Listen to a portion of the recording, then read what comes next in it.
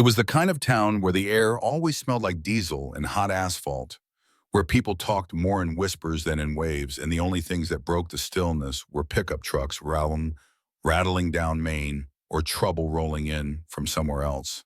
Late one afternoon, 3:41 to be exact, 13-year-old Caleb Walker was standing at the old payphone outside Red's Gas and Fix-It, the kind of station with rust on the roof and a Coke machine that hadn't worked since before he was born. The sun was beating down hard enough to make the blacktop shimmer.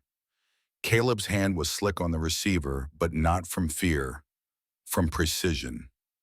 Every word he spoke was measured.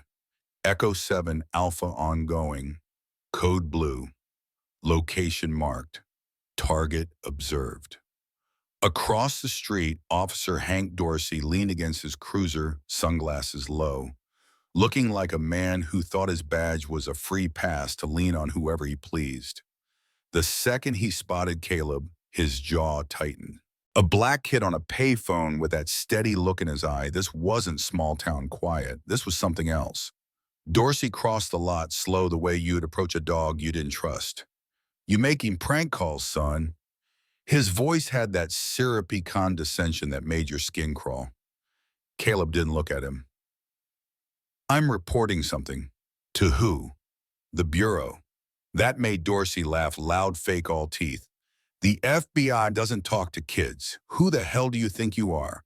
Caleb finally turned eyes steady. "Someone who sees things you don't want seen." The smile died slow. Dorsey's hand drifted near his belt, not on the holster, but close enough. "Don't lie to me, boy." That word hung heavy, liar. Caleb raised the phone just enough for his voice to carry. "This call is monitored. Officer's name logged. Protocol 9 engaged." And then, like it was scripted, Dorsey's phone buzzed. 3 rings. Not local. The screen flash blocked. He answered, and a voice cold as a steel barrel said, "Officer Dorsey, step away from the child. You are being recorded. No sirens, no yelling. Just a shift in the air, like a lock turning from the inside." Thing is, Caleb wasn't built for chaos. He was built for precision. He'd grown up in the kind of house where you didn't waste words because his mom, Naomi Walker, didn't raise him like a kid.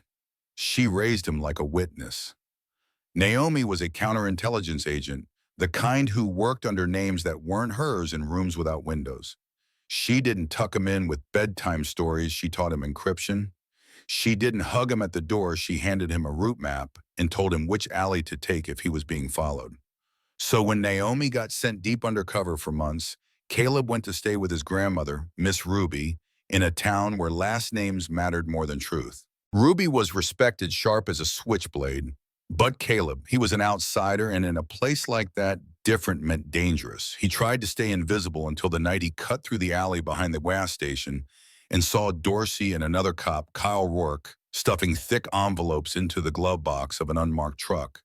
No paperwork, no chatter, just a handoff that stank of something wrong. Caleb didn't film it, he observed, like he'd been taught, and he kept observing. Same truck, same men every Wednesday night behind the diner by the abandoned rail depot. Every sighting went into his coded notebook, the one his mom had made him practice keeping since he was 9.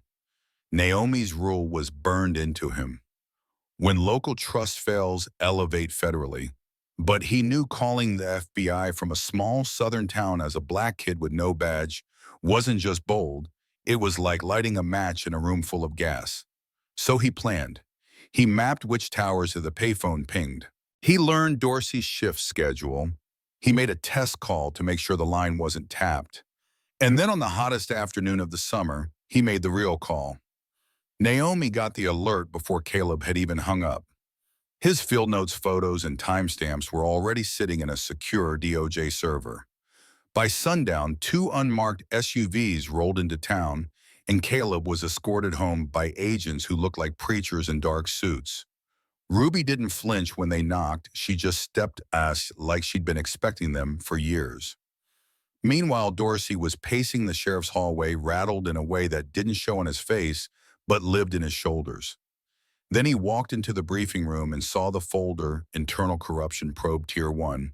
And for the first time in a long time, he felt irrelevant. The feds bypassed the local chain entirely.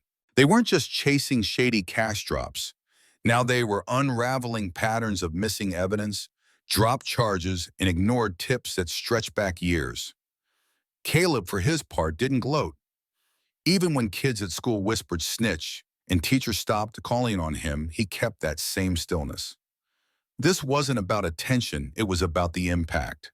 But the Bureau needed one more push, a public moment they couldn't bury. And it came fast. Dorsey pulled over a delivery van on Route 9. The dash cam caught him shoving a Latino driver, shouting, then hitting him with a baton. What he didn't know, the van belonged to a Dory subcontractor. The footage went viral before dark. By morning, Naomi was walking into the sheriff's station with a federal ops team badge, glinting, voice low but lethal. They collected every officer's phone, especially Dorsey's. And on that phone, they found 2 encrypted messages from a shell company tied to a narcotics laundering ring. That wasn't just bad policing, that was organized crime. The arrest was surgical. Caleb watched it live from a secure laptop. When Dorsey walked out in cuffs, he wasn't shouting. He just looked up and saw Caleb standing across the street in a gray hoodie, arms folded. Their eyes met. Caleb didn't blink. And in that silence, Dorsey knew the game was over. The fallout was quick. Half the sheriff's staff suspended. Town hall meetings where folks asked, "Why did it take a child to fix what you ignored?" Caleb finally spoke their voice, calm. "I didn't do this to be brave. I did it because someone had to. I didn't have a badge. I had a notebook. I had a voice. And the truth doesn't need permission to matter." What most of the town didn't know, Caleb's report tripped a wire in a bigger federal investigation, one with a name that didn't appear in public records. The lead agents called it Project Delhi. And without meaning to, a 13-year-old had just connected dots they'd been chasing for 2 years. That got him put under a protection protocol usually reserved for high-level assets. In the official system, Caleb Walker almost didn't exist anymore. At school, he got quieter, not out of fear, but because he knew the weight of what he'd uncovered. One night, Naomi found him on the porch, staring at the tree line. "Thinking about what comes next?" she asked. "No.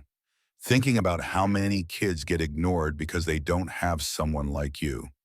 You were the someone this time," she said. Life calmed. No more agents at the door, no more whispered updates.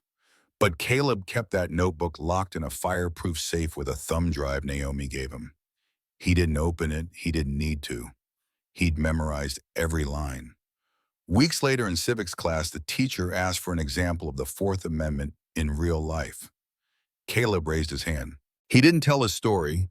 He explained why privacy mattered most, when power thought it could do whatever it wanted. When he finished, the room was quiet. The kid in the back muttered, "That's real." Caleb just went back to eating lunch alone that day. Maybe that would never change. But he was fine with it because he wasn't after applause, he was after accountability. And here is the thing, a cop called him a liar. He didn't yell back, he didn't swing, he made a call. And that call didn't just take down one man, it cracked open a whole network. Because truth in the hands of someone willing to use it is bigger than any badge, any threat, any wall. So I'll leave it with you. What would you have done in his shoes? Would you have stayed quiet to stay safe? Or spoken up knowing it might cost you everything? Drop your thoughts below, because this is the kind of story that only matters if we talk about what we do when it's our turn.